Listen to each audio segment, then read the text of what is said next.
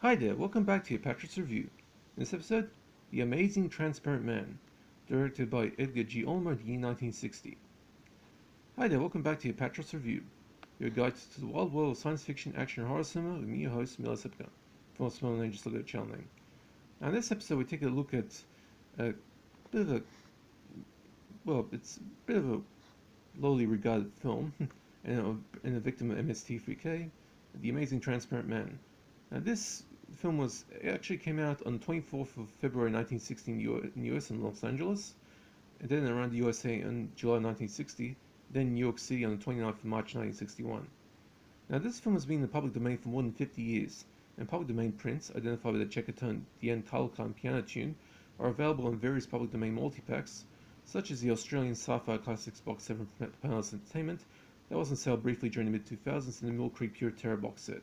So you're bound to run into this if you collect those box sets. Now, Edgar G. Ulmer was a director of a modest cult reputation that was not immediately apparent but only grew once his career ended. And this is a guy who made films like The Black Cat from the 30s and a film noir from the 40s called Detour. Now, this economically mounted B-Quickie, shot in about 2 weeks and barely reaching the hour mark, 58 minutes technically, was one of Ulmer's last American films. Convicted bank robber and one of the best safecrackers in the country, Joey Faust, makes an escape from prison, aided by his new employer, the nasty ex-military spook Major Paul Krenner.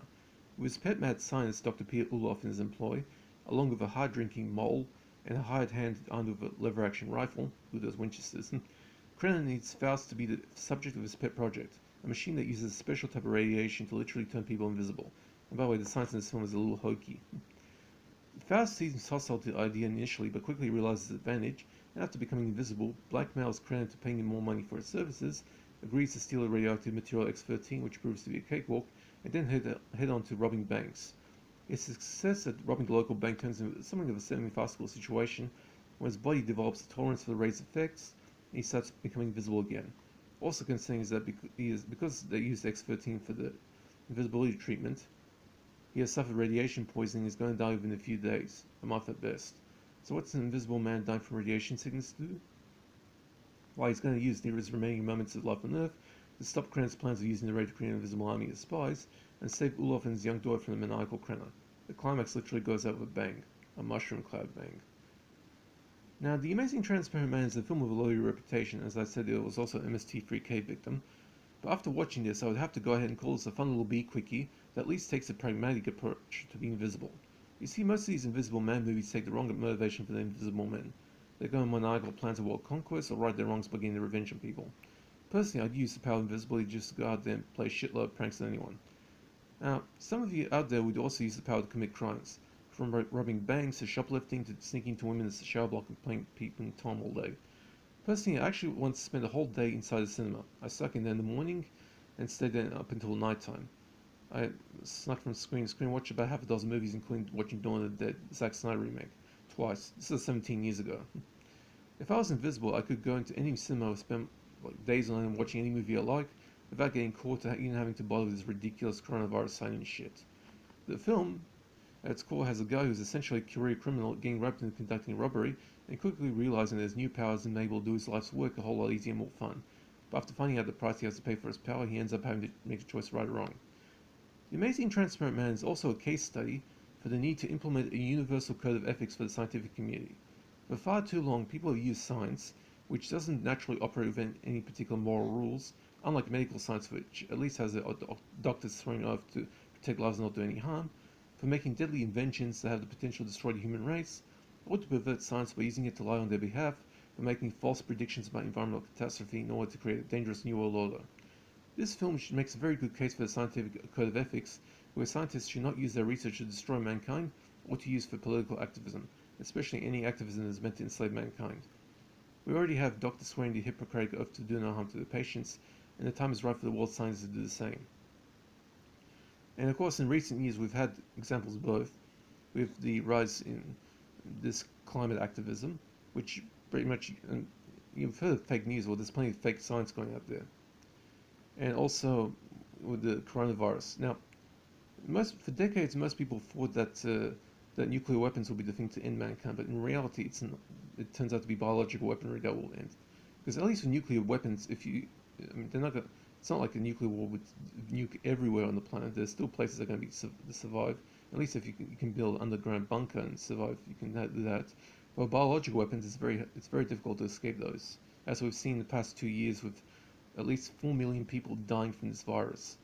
And there are people out, and of course initially people thought that this was a natural virus, but the reality is, with the growing evidence that's come out, and many of us have actually said that this is not a natural virus, in particular me as well, the reality is this is not a natural virus. This definitely came from a virology lab, and one day the truth will come out and we'll see how complicit the Chinese government is.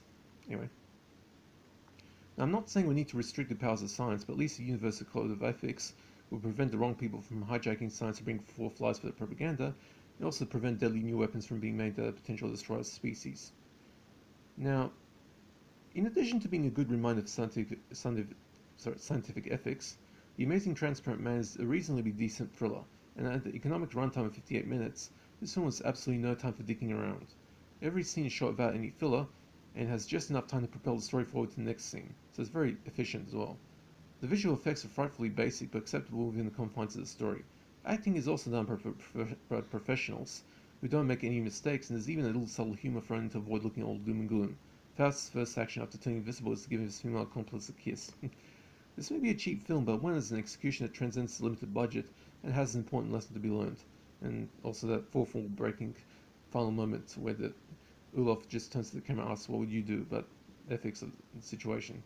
Although the only thing I would question is why the film, which was made in 1960, looks more like it was shot in the mid-40s. Could be an attempt at making film noir, which the film does end up resembling to a degree. Now, The Amazing Transparent Man gets a C+, 5 out of 10. It's a passably entertaining B, quicking from an interesting cold director. No gore nudity present in this film. And actually, I should point out about the film. There at least are 3 different versions of the film. The original NCP version, the original company that made the film, had an extra beginning where Faust's prison escape is more elaborated on. But then there was an AIP version, which removed that, and then this public domain print that's commonplace on all these DVD sets. So I'd love to see the uncut version of this one day, if they ever make it available. Okay, that's it for that one. Hope you guys are staying safe. Now, I do not do requests, but if you have any questions about DVDs, or if you want to know if I have particular films in my collection, just hit me in the comment section, I'll answer.